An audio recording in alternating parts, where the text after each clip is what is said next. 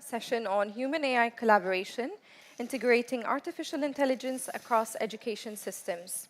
My name is Maytha Ali from the Strategy and Future Office at Sharjah Private Education Authority, and I'll be moderating today's session. Artificial intelligence is often framed as either disruption or a solution. However, today we are reframing it as a collaboration between human expertise and intelligent systems. This session brings together three complementary perspectives: innovation and design, system governance and planning, and research on alignment, expertise, and human oversight. Before we begin with the three short presentations, followed by a moderated dialogue and time for your questions, let me begin by introducing my panelists today. First, we have Mirelle, who leads Innovation Generation and Mobilization Team at the UNESCO International Institute for Educational Planning. Her work focuses on transparency, accountability, and the role of artificial intelligence in strengthening educational planning and governance. And we have Dr. Ayham, who is the head of AI innovation at Cornell University, leading institutional AI initiatives across education, research, and administration. His work centers on AI alignment, human oversight, and building systems that support rather than replace human expertise. And we also have Ms. Sherish Santos, who is a leader in education technology with almost 20 years of experience developing innovative learning solutions. As the founder and principal consulting at Ethica Insights, she partners with organizations to create equitable, inclusive, and human-centered educational technologies that scale effectively.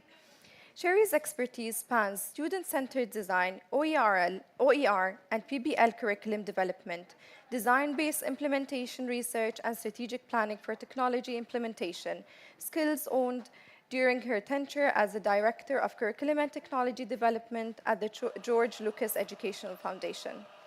We'll begin with three short perspectives before moving into dialogue.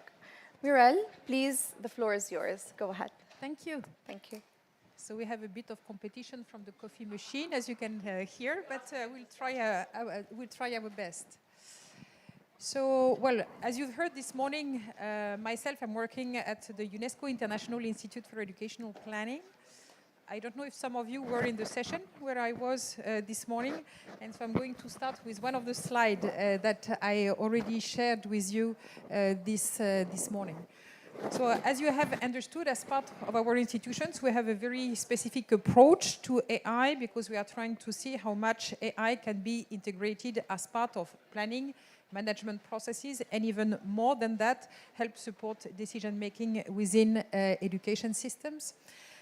And, well, try to look at three main benefits that can be expected from the integration of AI in planning in terms of decision-making and how it can help support data-driven analysis and forecasting, for instance, by using AI-powered tools to identify students at risk of dropping out, use of AI-driven models for disaster risk assessment, or to making the alignment between the labor market needs and the employee needs. Second one, that can be considered as more routine, but which is very important within the education sector, which, as you know, is very consumer in terms of public investment and especially in terms of staff, which is how to make more automatized ways to approach the management of the education sector, how to streamline a number of processes, how to tailor-made also better education services, making use of tools such as AI. And here we are talking about AI-driven learning analytics for student progress tracking, AI-driven teacher allocation, and so on. And the last one, which is also a very important one for the education sector, and some people were talking about trust in the plenary sessions. Well, that's a way also to help in the transparency and accountability of the management of the sector, using, for instance, digital financial tracking to detect a number of anomalies, using AI to strengthen audit and control mechanisms. And today you have many big institutions such as INTOSAI, I don't know if you've heard about it, or EuroSci, which are Federation of Supreme Audit Institutions worldwide. And so all of them have created some specific working groups to think about how to integrate AI as part of their daily business. And at the same time, in order to promote communications, to promote transparency in the sector, there can be also, for instance, use of chatbots to exchange directly with school community, different parts of the education system that can prove very useful impact of AI. At the same time, for those of you who followed my presentation this morning through the 3 concrete examples that I shared with you, clearly there are possibly a number of benefits, hopefully, but also many risks in terms of inequalities, discrimination, lack of accountability, bias, data protection, security, and so on and so forth. So planning and AI mean, well, planning with AI, certainly, 5 years from now, 10 years from now, but at the same time also planning for AI and making sure that really it helps reach out to some of the benefits of the sector, hence this balance of putting human agency at the core. So this session and this panel session is going to be on the human inference and the importance of keeping the human agency as part of all of this. And so I wanted to share with you very quickly 2 different examples to illustrate that. The first one is the example I used also this morning of those different Latin American countries that have now been making use of different types of digital tools, including AI, for the assignments of pupils and of teachers within the systems. They have reached a number of positive goals: increased efficiency, improved communications, greater transparency, clearer norms, but at the same time also reinforced bias, over-reliance on technology, low-tech families being left behind, and so on and so forth. So how to reintegrate the human factor as part of these particular experiences, for instance, making sure that those platforms that are being developed are user-friendly and all type of users, including ordinary citizens, let's say, doing some training and also doing some check to identify what kind of bias can be identified through the algorithms, for instance, that are being used, and also to consult stakeholders at all of the stages of development of this type of initiatives in order to reduce some of those bias. Second example I wanted to share with you quickly. Other type of AI interaction in the sector, integration as part of the auditing and control system. So this is something that has been, for instance, developed in Finland behind the head of my colleague. That is making, help process very complex data, identify anomalies of the system, automatize a number of administrative tasks, reduce time spent on oversight and insight. But what does it mean, again, from a human perspective and human agency perspective, is that it's reducing a number of routine tasks that were ordinarily taken on by auditors and controllers within the systems to develop and another types of culture related to assessments, control, and auditing mechanisms, helping auditors, for instance, to have an increased focus on systems and organizational culture, something that they didn't have the time to do in the past, looking more at the ordinary management procedures and whether they were respected or not. Also allowing more time to have more citizens' participatory approaches for auditing, engaging more actively with stakeholders, and developing some kind of continuous strategic thinking and scenario planning. So to conclude very quickly on this short introduction, what does it mean to have a human-centered approach of AI in practice, talking about planning? First, to reflect on the minimum standards for AI adoption, and in some cases, and the very basic of this is the quality of the data that you can mobilize for this type of process. If it's not here, clearly you cannot embark at all on this kind of evolutions. How to ensure that there are some appropriate safeguards that are in place. Sometimes they are not in place at all for the public sector. Sometimes they are in place, but at a very global level and not specifically adapted to the needs of the education sector. How to build the agency of decision makers, and that's very difficult because many decision makers were born much before this type of evolution and trends that they do not necessarily master, even the definition, the concepts that we're talking about. So how to promote that. And finally, what is the existing evidence on the use and impact of AI in policy and planning? And I can tell you, going through different types of literature review, there is very, very little research for the time being devoted to this type of topic. So this is a brand new field that clearly needs to be developed. Thank you, Muriel. From governments and systems, we now turn to alignment and human oversight. Dr. Ayham, the floor is yours.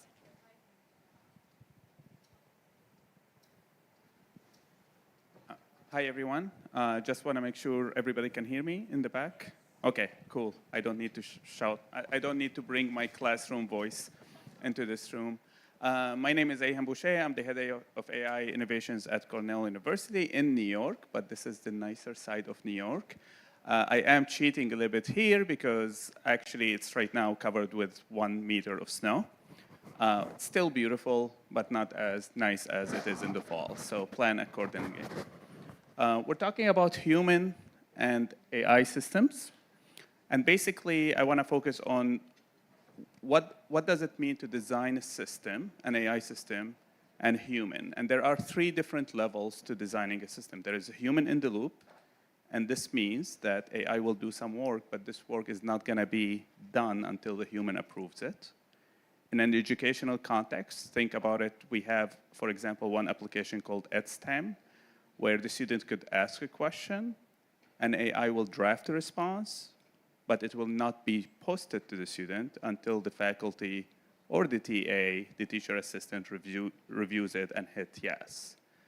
Now, this is really good. And whenever we talk about AI systems, we tend to feel like we always need to put human in the loop. I'm going to argue today a little bit that that's not always what we actually want. And we have also precedent about a lot of different systems that we don't do that. And this is a slide from a paper coming from the military industry, where crucial decisions are important, and you will see how they're thinking about putting human in the loop, on the loop, or out of the loop. So another example is human on the loop. So this is basically if you configure that AI to answer the question. So if the student is asking the question past midnight, and the faculty and the TAs are sleeping, they get an answer. But the next day, the TAs and the faculty can look at the discussion board and make a correction if something went wrong. This way, the student got the answer right away when they needed it, when they're studying, but still human is supervising this decision, and they can make corrections later. Now, finally, we have human out of the loop. And you might say, well, that's crazy. We don't want human ever out of the loop. And this is a very easy example to think of a situation where you want human out of the loop is in the warfare, autonomous systems. So for example, if you have a system that intercepts missiles from an enemy, you do want it to execute right away before the human, if the human is taking part of a second, half a second to make a decision, it might be too late. So this is where you don't want the human in the loop. Now, I'm going to just go over a few examples. So we have human in the loop. And OK. So this is in higher ed, but not in the classroom. At Cornell, we have 23,000 employees.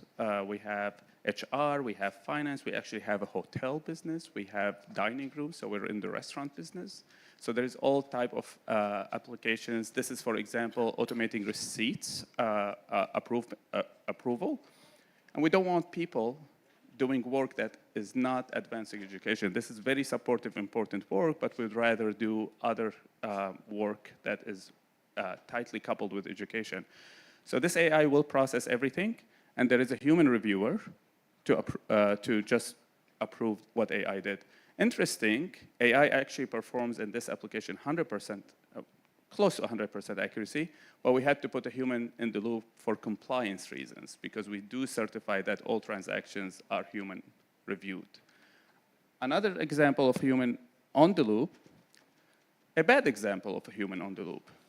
So this is the Tesla self-driving car, which put human in the loop, where the car is driving itself all the time, and the human is expected to intervene if something goes wrong. This is another example of a good example of human on the loop.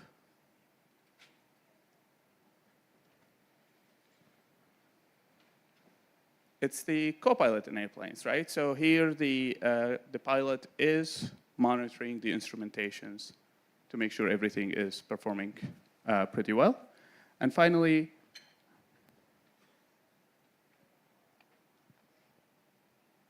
I want to show you an example that I think is a human out of the loop, almost. But this is what teachers claim that they're saving time using AI. And it's really interesting to see that teachers are using AI to write the assignment, and they're using AI to grade and give feedback in the assignment. They think they're in the loop, but I don't see it that way. I think systems are going to get pretty good where you don't need to be the middleman anymore. So it's something to think about when you're designing any AI systems. When is it good to keep human in the loop, on the loop, or out of the loop? And we're going to continue the discussion during the panel. Thank you very much, Dr. Ayham, for the great examples. We will now move to Sherry, who will show us some examples on implementation.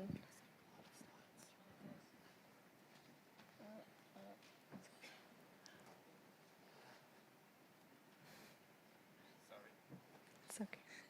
Thanks, Aham. Oh, there you go. Hi, everyone. My name is Sherry Santos, and I'm the founder and principal consultant for Etica Insight. And today I'm going to talk about a project that I did that was supported by the Hewlett Foundation. And they had one big driving question, is that they wanted to learn more about how AI is going to intersect with open education and deeper learning. And so what we did is we created a survey of different experts in the field to figure out what concerns them the most about AI and its introduction into open education and deeper learning. And over the course of 2 years, I've worked with 9 different field experts to look at the different concerns that they had in this area.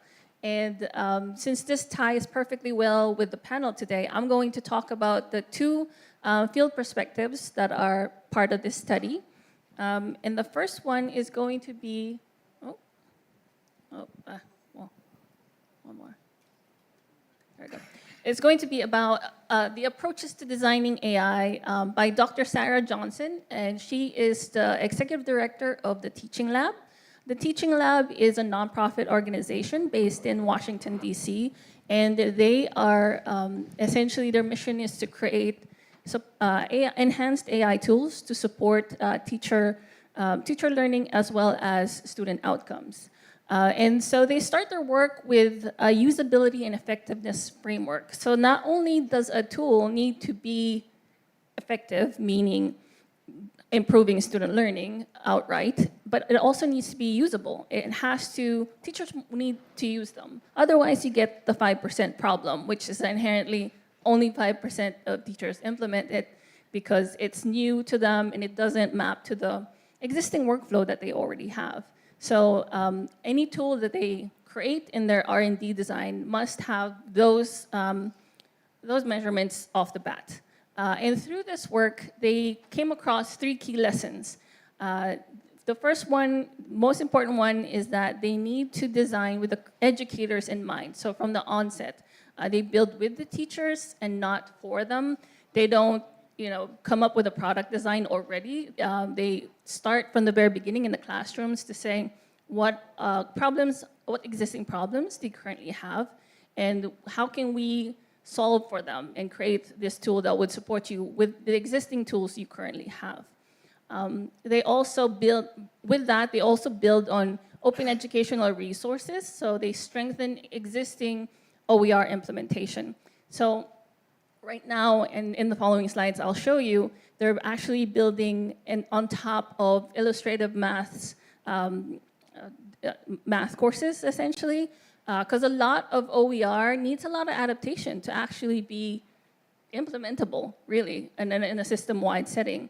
So they're actually creating reference layers to this and adding more scaffolding to the lessons if they need more prior knowledge or different kinds of math skills. They're adding reference layers that the students could go back and have them, already part of their illustrative math courses. They don't need to go to a separate window. It's already there as a layer for them. And then the last thing that they really learned is that they needed sector-wide R&D collaboration. And that means the shared benchmarks and evaluation mechanisms. And they're a really good proponent for open education because they adhere to the open design principles to democratize what they're learning. So it's not proprietary. when they share what they've learned and their mistakes, you actually enrich the whole industry. So they want more of that. They are very adamant that they can't be the only people who are sharing what's happening with their benchmark assessments. And so with that model, they also propose a continuous model of evaluation systems. With their teaching lab R&D platform, they actually created 50 different iterations, testing iterations of that support tool that I was talking about with illustrative math in a short amount of time. So, and they're not stopping. It's still ongoing because different teachers are picking it up with different contexts and different needs. And so they just keep adding to their library. They also, like I said, wanted to share the benchmark projects across the field and then open source finding to democratize their assessments. So these are, if you click on that QR code, it actually goes to that research article that talks about all of this in depth, right in the corner.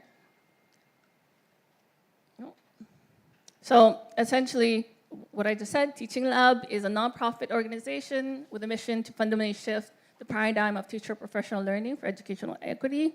They go to their iteration of invest, test. They're not productized yet. They're just still in test right now, which I think is very thoughtful for them. And they're currently serving 10,000 teachers per year across 50 school systems in the US. So this is a brief snapshot of the platform that I was talking about. And as you can see, that's the illustrative math, different reference layers that they have. So for example, you have the change the context tool, the tool that was designed to change different lessons to meet different grade levels or different interests. And you have, if they needed more practice or more scaffolding, they have different tools that they're working on as well. So this is just a small snapshot of the tools that they're currently working on. They have a 300-member educator partner network that's currently working on these continuous testing of these models. So in short term, this is essentially their iteration process. They source and select educators to identify problem areas. They define in the plan the rubrics of tool quality and their education testing plan. They do rapid iteration and assessment, and then they publish. And once they publish, it doesn't die there. They go back to number one and retest that in different contexts. So I think this is unique to the approach to designing inclusive AI, so I just wanted to really point this out, and I'm hoping that more and more education companies follow suit. So, and the next article that I wanted to talk about is an article by Dr. Devin Bodica, and he is the executive director of Learner-Centered Collaborative. It's also a nonprofit that supports teachers in their implementation of innovation in their classroom, and this is essentially his checkpoints for how to integrate AI in K-12 education in America. So it begins with the first step, which is to understand, essentially figure out teachers' foundational AI literacy, have them define what AI means to them, what it can and cannot do, so that they have that shared context and that shared common language so that they can move forward from there. And then they have the teachers be engaged in the AI tools to evaluate their effectiveness. Does it work for the problems that they're trying to solve? Does it not?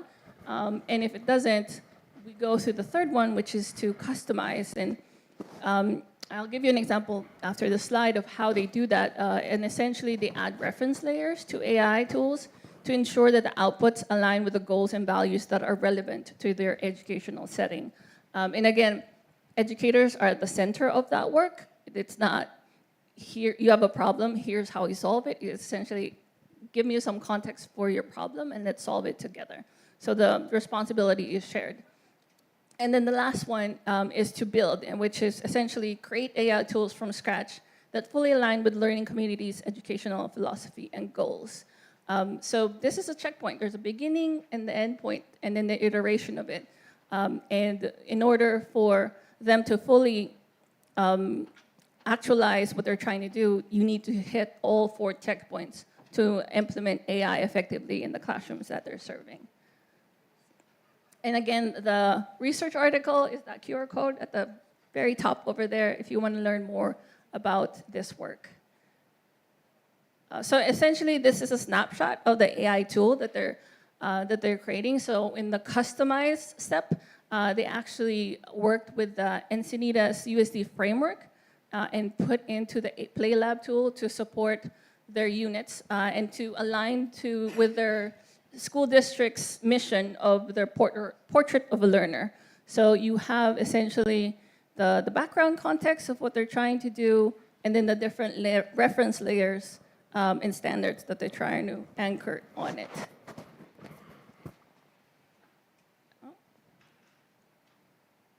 And then this is the output from that.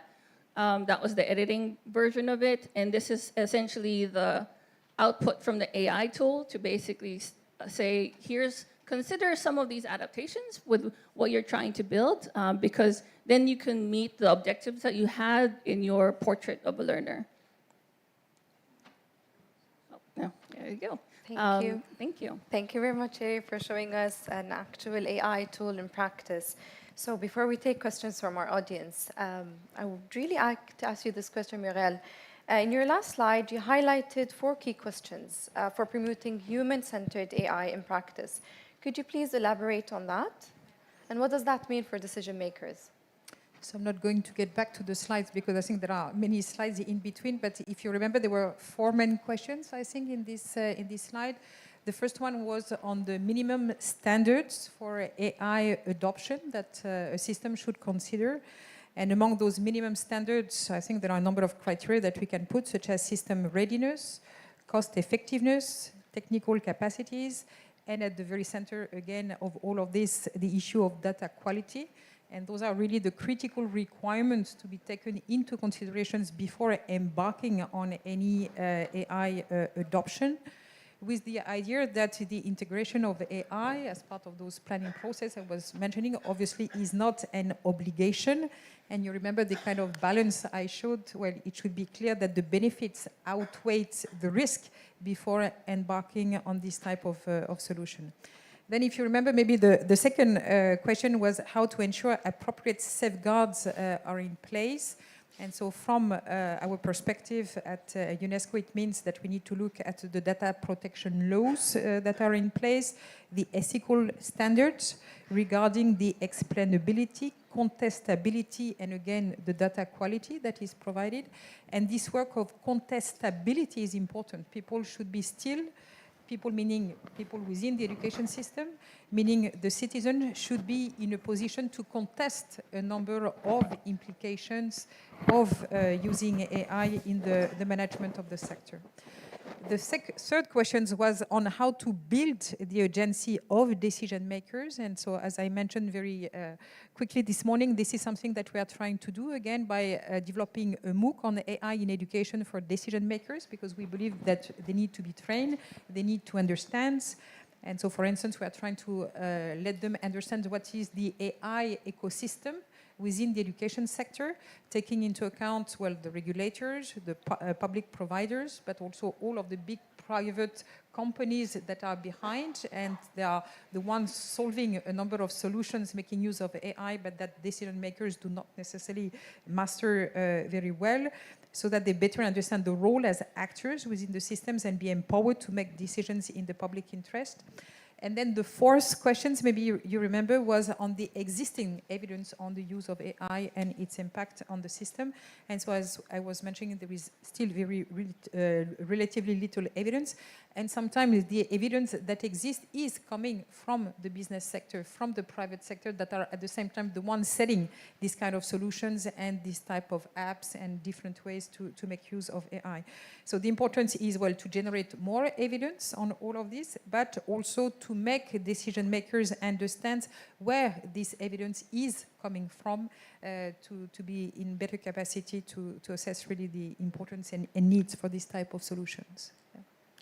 Thank you, Muriel, for your answer. Dr. Ayhan, from your perspective, in a complex education system, where should human oversight remain non-negotiable when integrating AI? Ooh, this is a tricky question. I do want to maybe not answer the question directly because I think we will all learn together. I don't think anybody have the answer already. These AI systems are evolving. I mean, today when you're using AI, you're mostly using it to create lesson plans, maybe grading. You're just really using it to generate text, right? Whether it's a lesson plan, whether it's a feedback, whether we talk about individualized and customized learning, but we don't have these tools. I don't know if anybody's using a tool at mass scale. It doesn't because AI cannot do it, it's just because we need to give developers more time to give us something that is usable.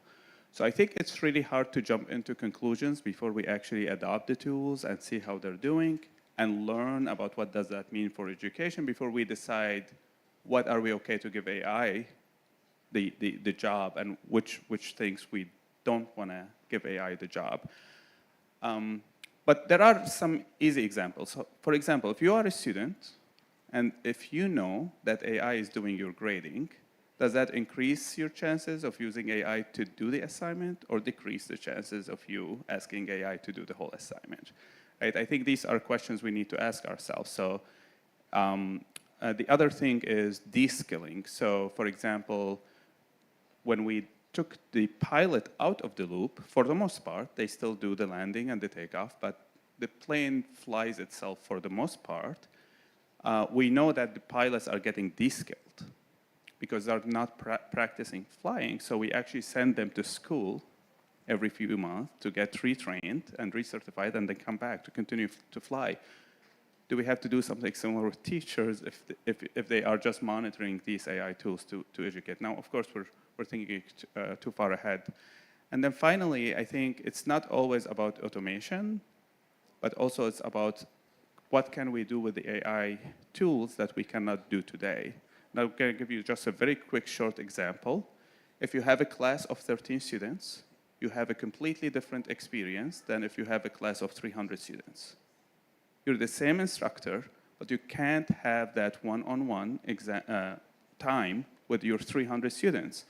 So we deployed an AI system just for large class systems where the AI will talk to each student to understand their understanding on topic A and topic B. And then the teacher, the faculty, will look at where the misconceptions are, and then they will change their lesson plan. So the next time they go and actually cover the things that people didn't understand. Otherwise, the faculty is just looking at faces, just like what I'm doing right now, to understand whether they understand this topic or not. So it's something that's not possible without AI. It's possible now with AI. So it's not always about replacing the human. It's also about opening these new opportunities with AI. And in the end, AI will work with people, so it's a one-to-one interaction. Because sometimes people fear that AI might replace them. But what would you say about that? Right. So I'm a software engineer. yeah. I'm a software engineer by practice. Okay. And if you want to know what AI is about to do to all professions, software engineers are the canary in the landmine. Okay. OpenAI, both OpenAI and Anthropic, they both admitted that in the last 2 months, none of their code was written by human. So if you really want to know, just monitor the system of software engineering. Now, I was never this busy in my life. I'm not writing a line of code. I'm still really busy. So it's still, we need to give the system time to understand, but you really have a heads up. If you really want to try to read the future, you do have it. And just look at what software development means, how all of these people are going to adapt, how the software companies are going to, how they're going to react, and that will actually give you kind of a lens into the future for all the other disciplines. So you could just monitor that, but I can tell you that, yes, when AI is better than you, you just stop doing it. Yes. There's no reason for me to write code. I know it's better than me. So there's no sense of me to do it anymore. Thank you very much for your perspective. I would love to pick up that conversation later on. Let's move on to Sherry. You've emphasized the building AI tools with educators and iterating through continuous evaluation. How can systems ensure that co-created tools remain coherent with broader curriculum goals and policy frameworks when scaled across multiple schools? For teaching labs in instance, like I said, they actually build on top of existing well-designed curriculum. So it's not like they're reinventing the wheel, they're just supporting it essentially. And they're adding more reference layers to it and providing the content in a different way. And also maybe scaffolding them with regards to maybe some prior knowledge that's been missing or some math skill that they're missing in their education. And so also they integrate with a teacher's existing workflow. So they use Google Docs as an example. They don't reinvent the wheel. And if a system is already, using open education resources like illustrative math, they stay within that curriculum platform. They don't reinvent their own. So a lot of their AI, all of their AI actually are web desktop applications that is just a layer within the existing curriculum platform itself.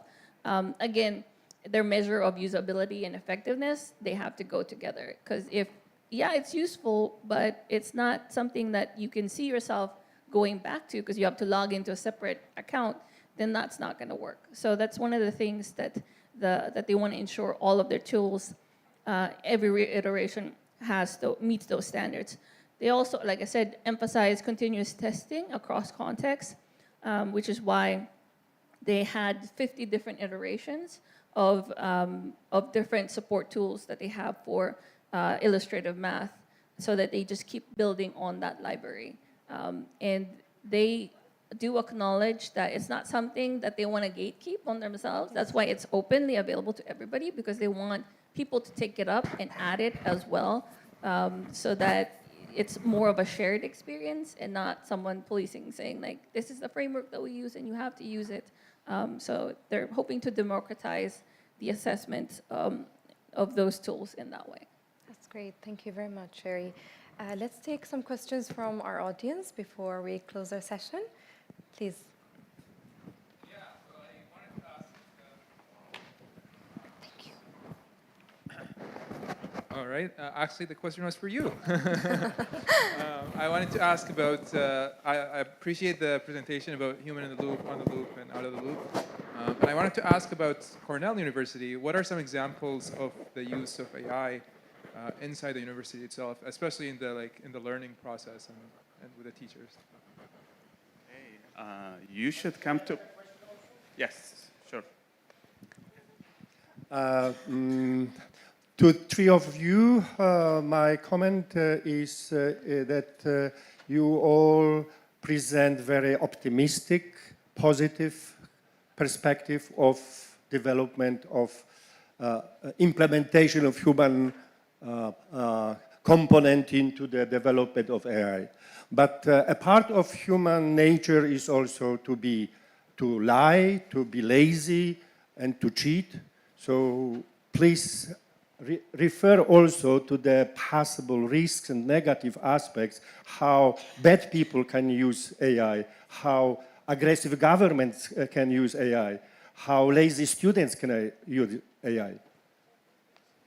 Thank you. Thank you. So thank you for advertising for my next talk. I think it's at 4:55. I will be spending 10 minutes just talking about how we're applying AI in education research and operation at Cornell University. So that's your teaser. I'm not going to answer the question. You can come get your answer. I think we will all try to address the second question. Since I'm speaking, I'm going to go first. So two important things. I do believe once AI is better at doing something than a human, and better is a big topic, we tend to decide that we don't need to do it anymore. Our iPhones are not built by and assembled by human. They're assembled by machines. None of us here in the room want a human to assemble that iPhone, okay? That was an important job for people, manufacturing. But anybody here in this room is not gonna say, let's stop, let's destroy all these machines, let's make people suffer putting small components in our iPhone. So I agree that whenever AI is doing something better, but better is very hard to define. But the other thing is also about human performance. A lot of times when we're building AI systems, the ask is to evaluate the AI system on accuracy or performance, and we do put AI at a much higher standard than human. So we usually have to build an AI that is really, really good. Otherwise, we say this is a bad AI systems, and people do forget that humans are actually not perfect. So that's something I also have to discuss over and over. Sometimes, for example, there is, I think it's Alexander Pope that says, to err is to forgive, forgive divine. Basically, we should forgive. Human will make mistakes, and we will forgive each other. And I ask a question, will we ever be okay to forgive AI when AI makes a mistake? Or AI is not a human, thus it should never make a mistake. So that's something, we'll see how we feel about it later. But I'll open it up for everybody. You want to go first? Well, thank you for advertising for my keynote later. Like I said earlier, this project is just 2 of the 9 research articles that we have over concerns about AI and its intersection with open education and deeper learning. So I'm going to talk about how different perspectives talk about AI as a public good and how building it for it to be publicly available for the better good, and what that would look like. I also talk about how AI is a magnifying mirror, and it magnifies all the biases that are inherent in the data, and what are the different risks of AI in a system-wide implementation, and what we should watch out for. I talk about how essential critical AI literacy is, so people have an understanding of what they're buying when they're introducing AI into their system, and what they're gaining, but also what they're signing off on, essentially. And so I talk about the importance of having a critical AI literacy as a foundation so that everybody understands that. So if you want to come by at 5:15. Yes, please do. Yes, Muriel. Just one word. I don't think that we try to convey a very positive tone related to AI. In fact, we mentioned the fact that it could lead to less transparency because people just don't understand, for instance, still getting back to planning and management, on what basis allocations are made and so on. We talk about possible discriminations, for instance, if within your data sets you have very little information and data related to very specific socioeconomic group within society, and then you base the whole system using AI without this type of data, then you introduce some bias and possibly discrimination within the system. In fact, there are many problems indeed within the sector that can be amplified, in fact, through the use of this type of tools. So, but at the very same time, the evolution is here. And when talking, for instance, of decision makers, I think we are coming to a point where it's no longer possible to hide in a way from this type of evolution. So the thing is more to give them the right tool, possibly for them to say, no, we don't need that, or we need it in a different way, to give them the tools whenever they want to open a new initiative, then to really tailor-made it to something that is useful to the sector, to be in a position to discuss with quite often the private sector and the high tech that is proposing this type of solutions. So more give them the tools to be in a position to make sure that whatever is integrated is positive for the sector in terms of access, quality, equity, and so on. So not to negate this evolution, but at the same time to make them very conscious of indeed all of the risk attached and possible bias related to that. Thank you very much, Muriel. We can take one last question. Yes.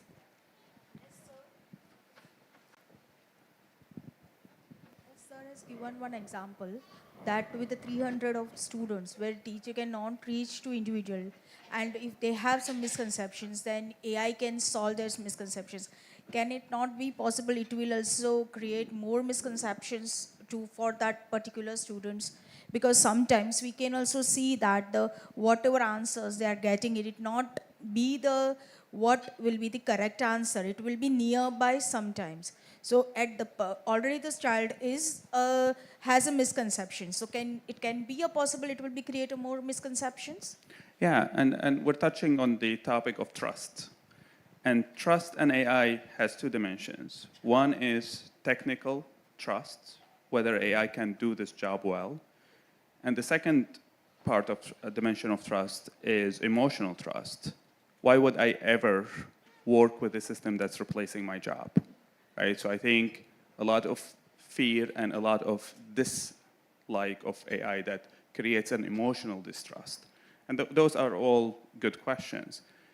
It's sometimes hard to separate our feelings from the technical and emotional trust in AI.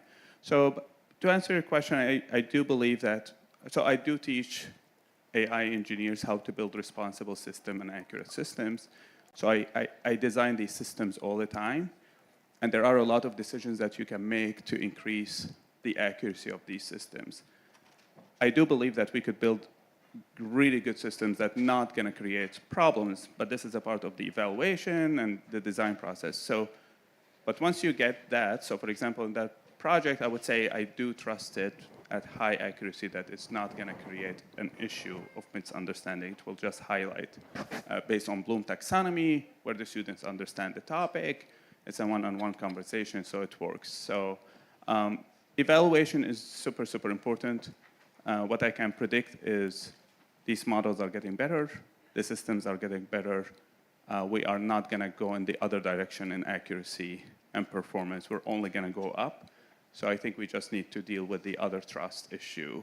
Whether we like this technology at all, that's a different question. May Thank you, I add Dr. Ayhan. something, Malish? Thank you so much. So let me speak specifically about higher education. So in the higher education, we are using AI, and we are using AI tools for plagiarism. What we sensed actually is that in higher education and even in schools, the assessment should go away from technicalities and content delivery. It should go to knowledge application, skills building, and competencies. So as you have mentioned, you cannot rely anymore on asking a student something. They will generate it with AI, and here there is nothing. It's not analyzed, it's not applied, it's not demonstrated. So I think also this is why the Ministry of Higher Education and Scientific Research has published recently guidelines about workplace experience, and they are very rigid guidelines. Because in fact, and with AI, this AI era, the only place where students can really prove that they have learned, internalized, developed skills, and developed competencies is in the workplace, in the practicum. This is where they do it. And for actually theoretical courses, we have done also, let us say, a way to go away from the content. So we are going more for reflection, groups, discussion, application of the knowledge, things that go away. So they use AI just to format what they want to present. They don't use it to generate what they want to say. In research also, we have another way. So we are moving away from the regular research that we do to the applied research, where we see they can defend the methodologies they are using, they are doing the data collection, and they are applying what they are learning. So it is becoming really challenging having AI. And the one thing that still differentiates humans from AI is the ethical judgment and the creative thinking. Still, AI is not that powerful in this area. Thank you so much. Thank you for the higher education perspective. What we've heard today is not just AI in education, is not only a technological shift.